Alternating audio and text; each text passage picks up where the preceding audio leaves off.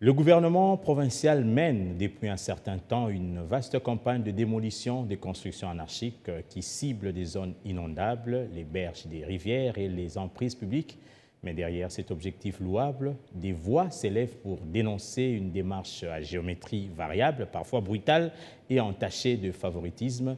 Comment continuer cette campagne tout en assurant les droits de chaque partie?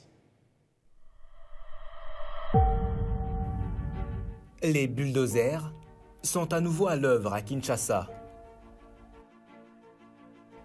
Depuis plusieurs semaines, le gouvernement provincial mène une vaste campagne de démolition des constructions anarchiques, ciblant principalement les zones inondables, les berges des rivières et les emprises publiques. Officiellement, cette opération vise à prévenir les catastrophes naturelles à répétition dans la capitale congolaise. Mais derrière cet objectif louable, des voix s'élèvent, dénonçant une démarche à géométrie variable, parfois brutale et entachée de favoritisme. Regardez, nos biens sont pillés, nos maisons sont détruites et nos affaires volées. Où allons-nous aller? Ayez pitié de nous. Pourquoi on nous fait ça? Où allons-nous aller? Nous n'avons même pas d'argent. Nous souffrons avec nos enfants. Qu'allons-nous faire d'eux? Nous n'avons rien.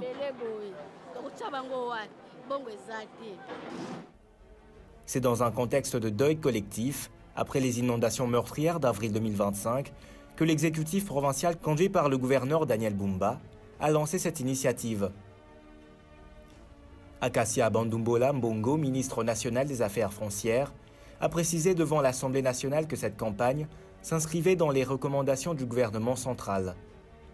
Il s'agit, selon elle, d'une réponse d'urgence pour protéger la population contre les prochaines crues meurtrières en libérant les emprises publiques illégalement occupées.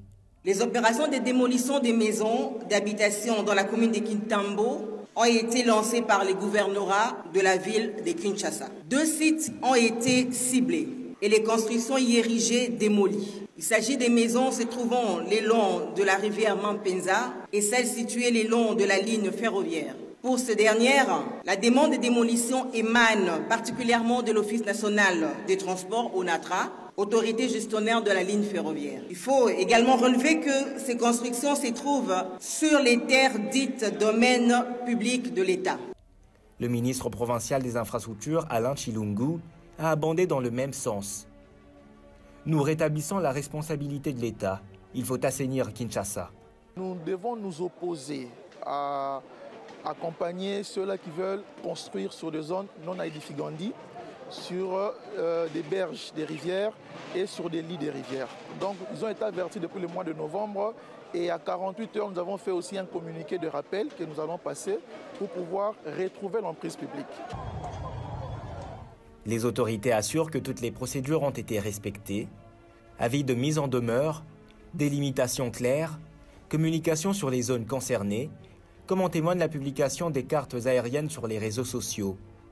Pourtant, sur le terrain, la réalité semble plus nuancée.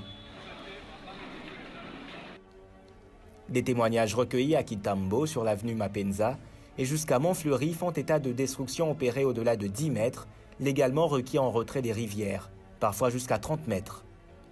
Plus troublant encore, plusieurs victimes disposaient de titres fonciers officiels et documents d'urbanisme en règle.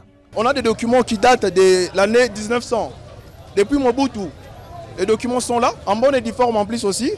Et nous, ce qu'on va demander que justice soit faite, c'est l'État qui a commencé à démolir, au moins qu'il puisse nous remettre dans nos droits. Cela interroge directement sur la manière dont l'État a pu délivrer des autorisations de bâtir sur des terrains désormais jugés illégaux. Pour nombre de sinistrés, c'est la double peine. Expulsion et perte totale des biens sans accompagnement ni dédommagement. Aucune mesure de relogement ni d'indemnisation n'a été formellement annoncée à ce jour. Communiquer mon côté, tu habites au Vandaka Awa. Tu es un Congolais. Faut boyer pour la kisi batuke awa eza isika onatra. Donc on a ko buka to ko sala boy bati bati ba précaution na ba. Boy quand même zo sala place na mutema. Le silence des autorités sur ce point ne fait qu'aggraver le sentiment d'abandon. La principale critique portée contre l'opération est son manque d'équité. Plusieurs ONG citoyens pointent du doigt l'absence de démolition dans des quartiers UP, en particulier la baie de Ngaliema, bien que celle-ci soit également bâtie sur une zone interdite. L'anarchie est le centre de tout. Ce n'est pas la durée qui donne la légitimité à toutes ces constructions anarchiques. C'est une question de légalité, de légitimité. Évidemment, nous allons atterrir, ça c'est un secret de la commune, c'est la cuisine interne. Les espaces appartiennent à l'État congolais. Malgré l'expiration d'un ultimatum de 48 heures, aucune villa n'a été rasée. A l'inverse, les habitations modestes des quartiers populaires ont été détruites sans ménagement. Face à cette dissonance, une question subsiste. Pourquoi une commission spéciale a-t-elle été créée pour Ngaliema, alors qu'elle ne l'a pas été pour les autres zones? Le scandale ne serait pas complet sans évoquer les vendeurs de terrains illégaux et les agents de l'État qui ont signé ou facilité l'obtention de documents officiels sur des sites inconstructibles.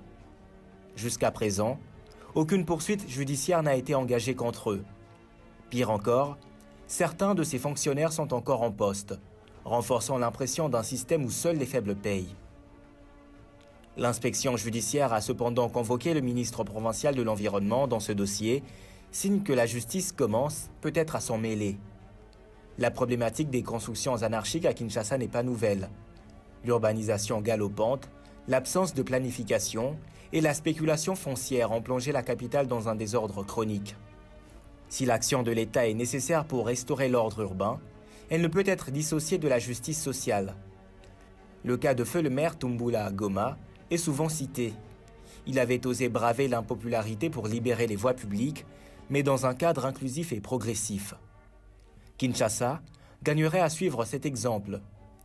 Oui, Kinshasa a besoin de respirer.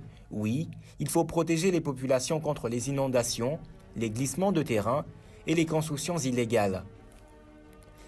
Mais cela ne doit pas se faire dans la brutalité ou l'arbitraire. Assainir la ville, oui, mais pas en sacrifiant les plus vulnérables au profit des puissants. La réforme foncière, l'assainissement urbain et l'équité dans l'application de la loi doivent marcher de concert pour que la justice urbaine ne soit pas qu'un slogan, mais une réalité vécue. La commission d'enquête sur les responsabilités administratives dans l'octroi des titres fonciers devrait bientôt rendre ses premières conclusions. Le moment de vérité pour ceux qui ont vendu l'illusion d'une propriété légale sur son sol interdit.